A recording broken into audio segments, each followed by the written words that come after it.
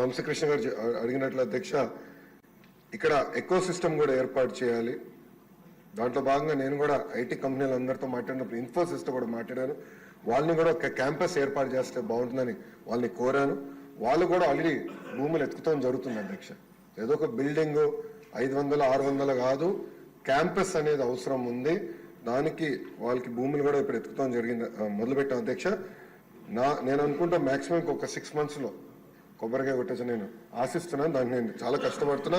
మీరు 20,000 ఉద్యోగాలు అడిగారు అధ్యక్ష. 5 సంవత్సరాలు 20,000 ఉద్యోగాలు నా టార్గెట్ కానే కాదు.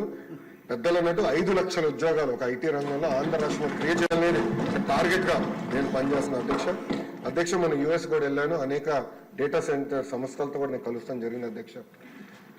ఒకసారి చూస్తే 2019 నుంచి 24 వరకు గత ప్రభుత్వం దీనిపైన ఎలాంటి ఫోకస్ పెట్టక డేటా సెంటర్ ఎకో సిస్టమ్ అటుపక్క విశాఖపట్నంలో, క్షమించాలి, అటుపక్క ముంబైలో, ఇంకో పక్కన తమిళనాడులో, అదేవిధంగా తెలంగాణలో వస్తాం జరిగింది అధ్యక్ష. అదే కానీ మనం కానీ ఆనాడు తీసుకొచ్చిన పాలసీ ముందలు తీసుకెళ్ళి ఉంటే Visakhapatnam data centre capital of the world అయ్యేది అధ్యక్ష.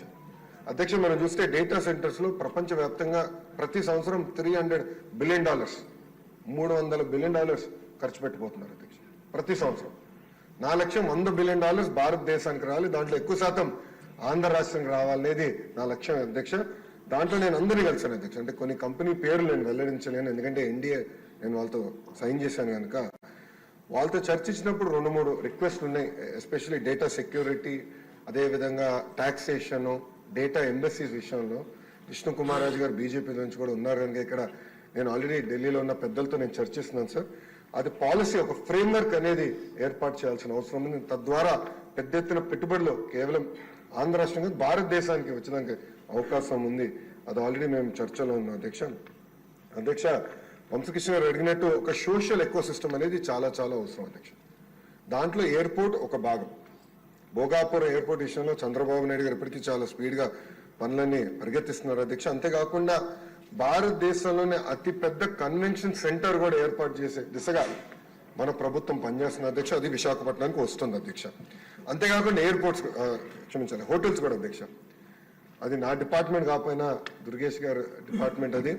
కానీ అది ఎకనామిక్ డెవలప్మెంట్ బోర్డు కింద ఈ ఎకో సిస్టమ్ ఏర్పాటు చేయాలంటే పెద్ద ఎత్తున హోటల్స్ రావాలి విశాఖపట్నానికి. వేలాది హోటల్స్ రావాలి అధ్యక్ష. 10 కాదు, వేలాది హోటల్స్ వస్తేనే ఆ ఎకో సిస్టమ్ ఏర్పడుతుంది. దానికి నిన్నే పాలసీ కూడా టూరిజం పాలసీ కింద టూరిజాన్ని ఇండస్ట్రీగా గుర్తించే విధంగా చంద్రబాబు నాయుడు గారి నాయకత్వంలో నిన్న కేబినెట్ కూడా ఆమోదం తెలిపింది అధ్యక్ష.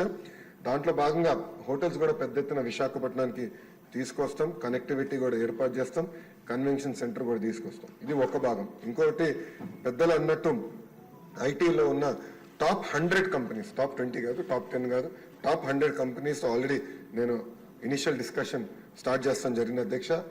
నేను అనుకుంటాం అది గ్యారంటీగా జయప్రదం అవుతుంది.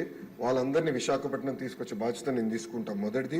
రెండోది, ప్రపంచంలో ఉన్న Fortune 500 కంపెనీస్ అన్ని జీసీసీస్ అంటే గ్లోబల్ డెలివరీ సెంటర్స్ కూడా వాళ్ళు ఏర్పాటు చేయాలని ఒక లక్ష్యంగా వాళ్ళు కూడా వర్కౌట్ చేస్తున్నారు. దాని కొత్త పాలసీ తీసుకురావాల్సిన అవసరం ఉంది అధ్యక్ష. అది వచ్చే నెలలో ఆ పాలసీ కూడా మేము తీసుకొస్తాం.